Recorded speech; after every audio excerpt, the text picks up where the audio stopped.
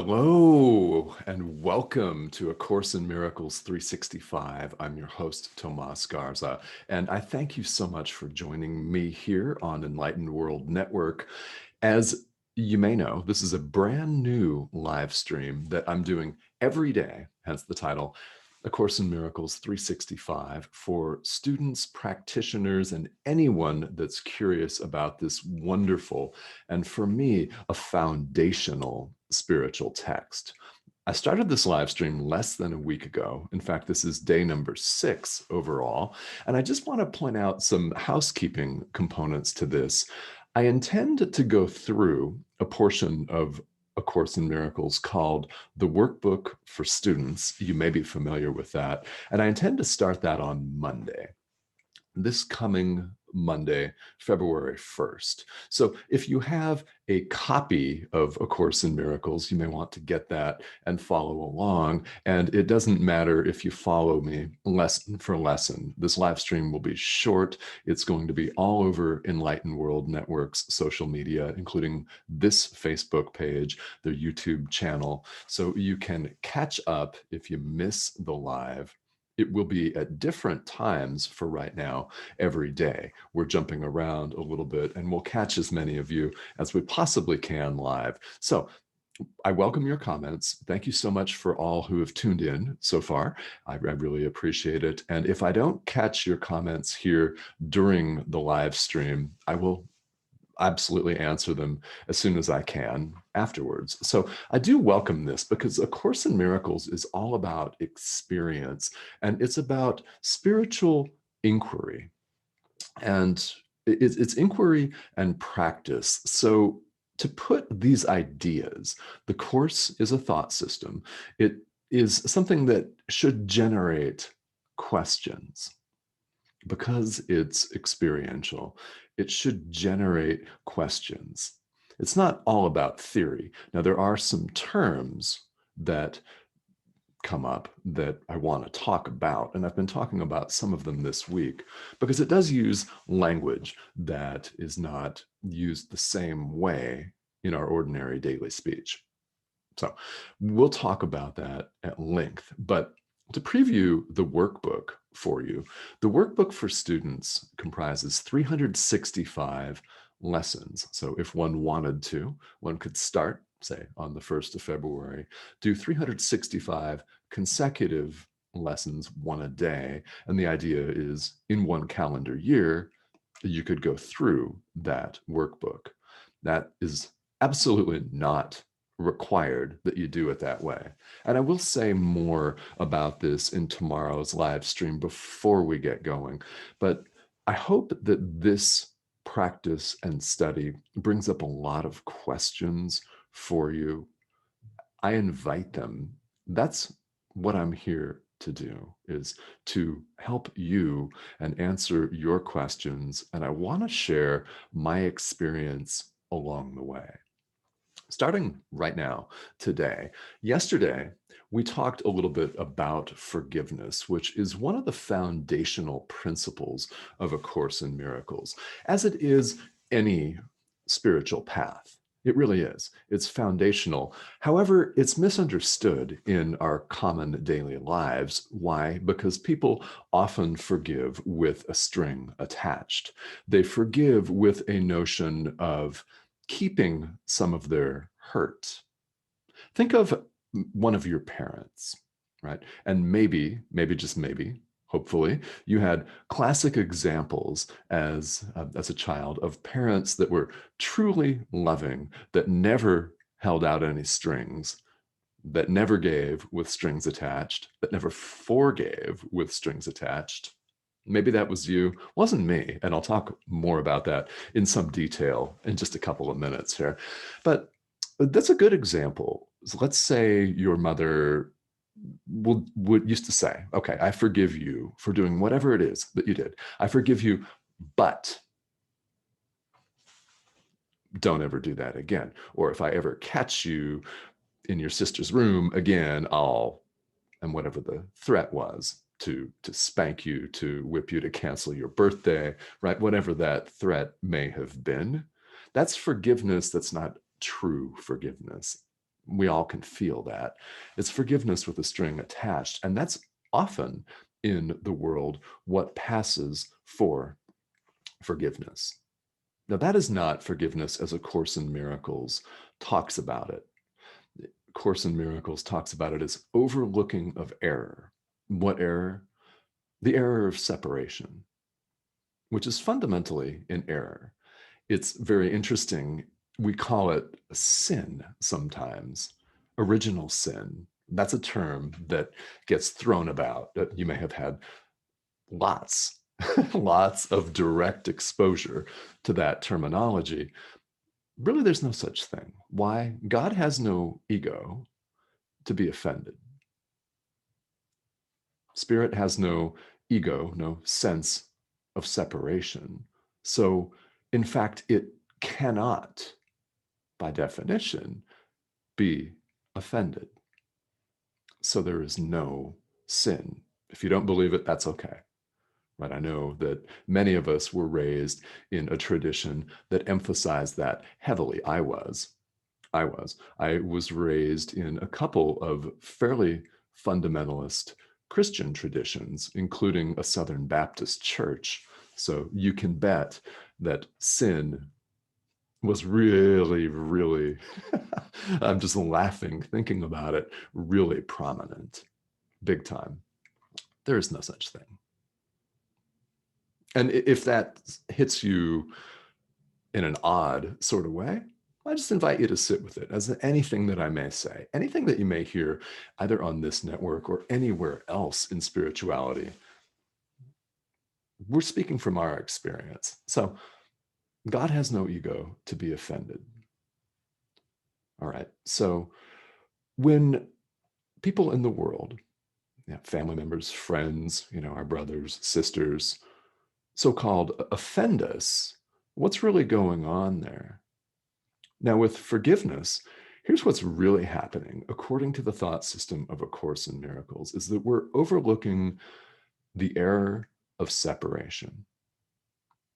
If we did not feel like we were separated, we wouldn't be offended by someone else's behavior. Because as the Course teaches, and we'll talk about, everything is either an act of love or it's a call for love. Right? It's either an act of love or it's a call for it. Someone is acting out, they want love. Right? When we look at a small child that's acting out, we think, oh, they need attention.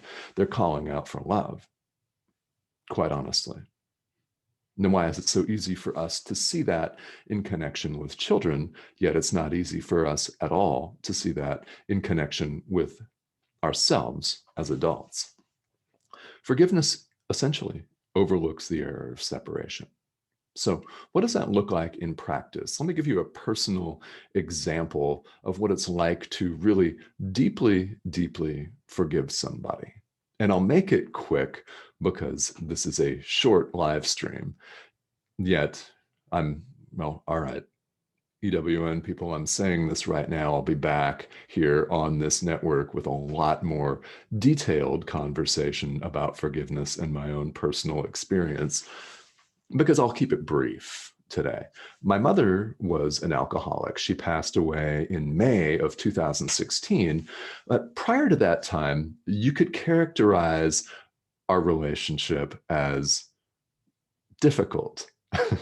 That is the PG-13 version of it. And we often had heated disagreements. We fundamentally and philosophically disagreed about so much in life.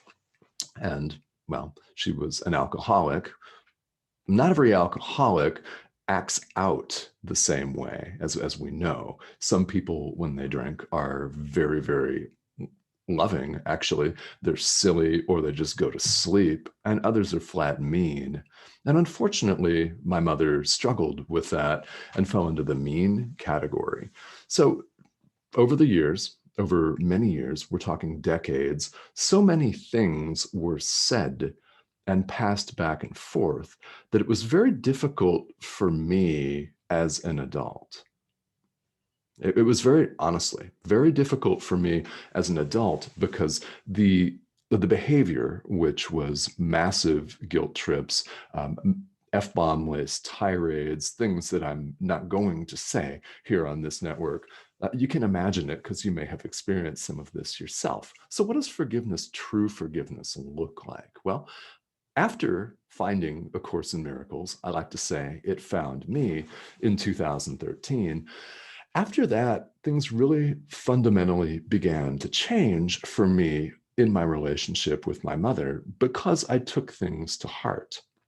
The forgiveness piece of the course, I took to heart and put it into practice and really began to consider what it truly means to forgive. Now, what was the effect of that?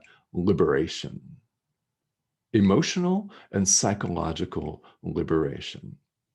Jesus says in the Course, a tranquil mind is not a small gift. I'll say that again because I fully, completely, wholeheartedly agree with that. A tranquil mind is not a small gift. It's huge.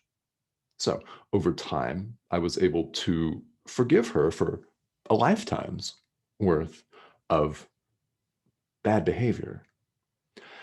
A deep level forgive. Why? Because she was suffering and calling out for love, quite basically.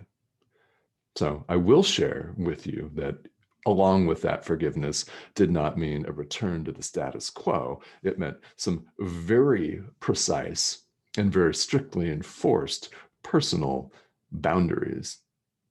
That's not an issue at all. People often think that if you forgive someone or something, that you have to allow everything to go back to the way it was. Not so. Not so. I set very healthy and very firm, very adult boundaries with my own mother. And she and I lived under a continued strained relationship for the last 2 years of her life. However, I was emotionally, psychologically freed. Forgiveness does that. It lightens. It absolutely 100% lightens. And if you have done this to some degree, any degree in your life, you will know exactly what I'm talking about. It lightens you, and that tranquility, that psychological, that spiritual, emotional liberation is absolutely huge. What happens? You become a different person. Will you need to keep some adult boundaries in place? Yes, depending on the situation, you may. And I know that a number of us as human beings definitely struggle with that component. However, it's doable. Forgiveness liberates. Now, if you can't start, I often get this from people that, well, I can't really start with that. I mean, that seems like a wonderful example that you just gave with your mom, but I can't start with that. I'm just not there yet. That's okay. But we all are where we are, and we have to start where we are in any spiritual path.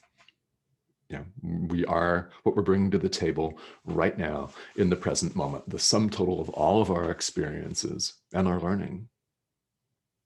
That's what we've got.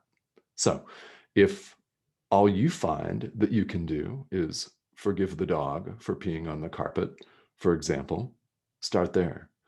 If you are able to forgive yourself for forgetting to buy eggs at the grocery store, do that.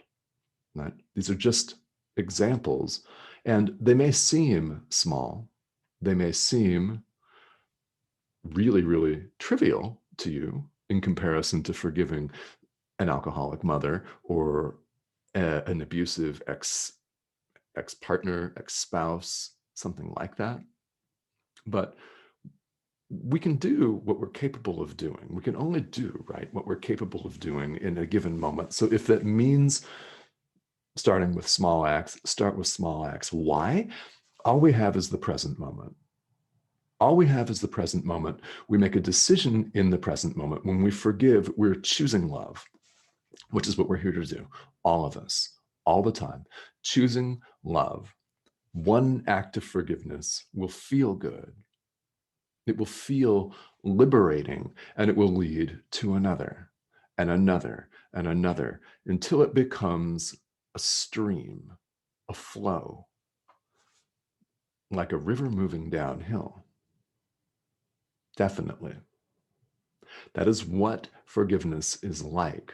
That is why it's so foundational to A Course in Miracles. And we will spend quite a bit more time on this. Once we start the workbook will cover it in some detail. When we get to the text after that, the text will cover it in some detail.